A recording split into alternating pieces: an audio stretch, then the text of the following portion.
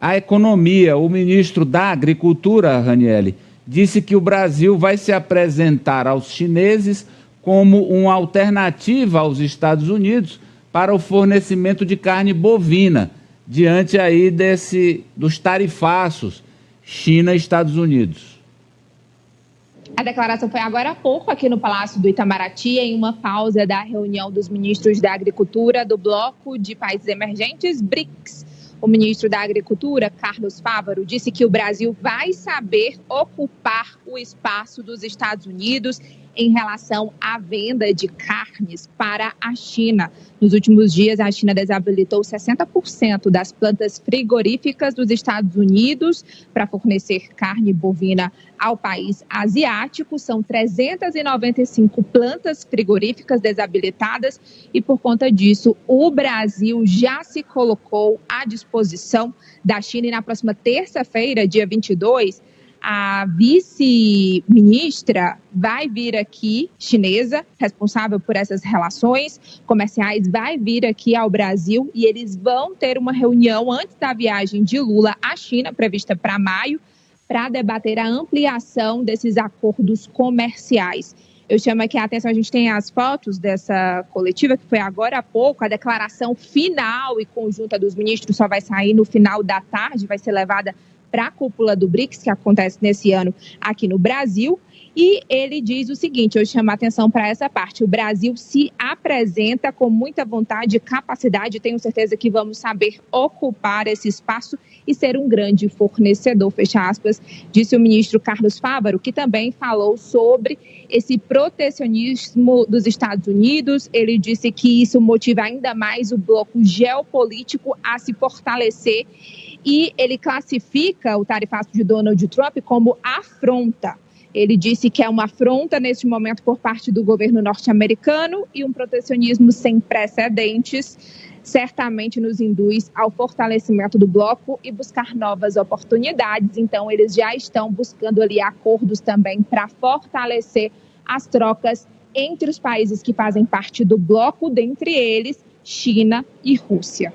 A história que já tratamos aqui é ruim para o Brasil, esse tarifaço do Trump, para alguns setores, setor do aço, da metalurgia, mas, por exemplo, para o agronegócio é uma janela de oportunidades, Ari. Nossa, amplíssima, para o setor do agro e outros setores que a gente tem aqui na economia. E nesse ganha, perde, perde, ganha, o que os especialistas dizem hoje é que no frigir dos ovos, lá no final, o balanço deve ser mais positivo que negativo. Isso, gente, se nós tivermos um rompimento nesse comércio bilateral sino-americano entre a China e os Estados Unidos no longo prazo. Uhum. Aí nós podemos sim nos beneficiar. E se o Trump insistir, né? Porque o Trump é ciclotímico. Diz uma coisa hoje, semana que vem ele muda, aliás, diz uma de manhã, diz outra de tarde, a gente nunca sabe. Agora, essa própria inconstância dos Estados Unidos sob a presidência de Trump já nos ajuda muito, porque você só estabelece negócios quando você tem uma visão de, no mínimo, médio prazo, né? E com o Trump não dá para você... A própria Europa está valorizando muito mais o Mercosul agora, depois da... Porque você sabe que dá para fazer um trato que valha até daqui a 1 ano, daqui a 2 anos. Com ele lá, a coisa é muito volátil. Agora, professor, também há um aspecto que nós brasileiros precisamos levar em conta. Hoje, a carne brasileira que é produzida, 20% é exportada, 80% é consumida aqui. Se mais gente for comprar nossa carne, claro que quem produz vai querer exportar, porque é mais caro. Vai ficar mais caro aqui no Brasil também. Vamos ver, né? Porque, assim como o governo costuma dizer que as mudanças do preço do petróleo no mercado internacional não deve automaticamente se refletir no Brasil, lembra? No governo passado se falava isso. Como? Aumentou lá, por que aumenta aqui? A oposição ao governo passado.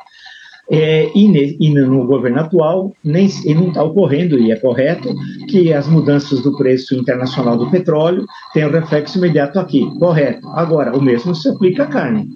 porque a questão que se coloca é que o preço da carne brasileira vendida no mercado internacional estará superior ao preço da carne vendida, o quilo, hipoteticamente, no mercado interno. Aí cabe ao estoque regulador, que parece que é uma coisa complexa, mas é feita há mais de meio século. No Brasil esqueceram.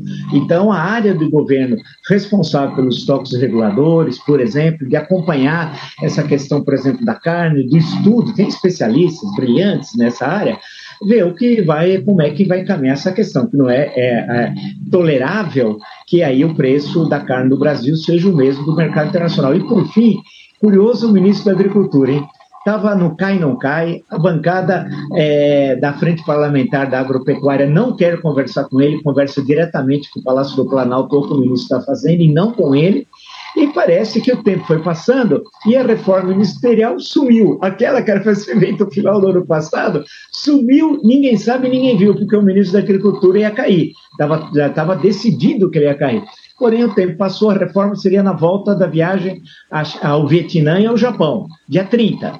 Bem, estamos quase um mês depois e não foi feito absolutamente nada. E ele está aí, agora todo pimpão, tudo bem, parabéns. E vamos ver o que vai ocorrer. Agora, não dá para aumentar o preço interno, que já está caríssimo e é motivo de impopularidade do governo e com reflexo direto nas eleições do ano que vem.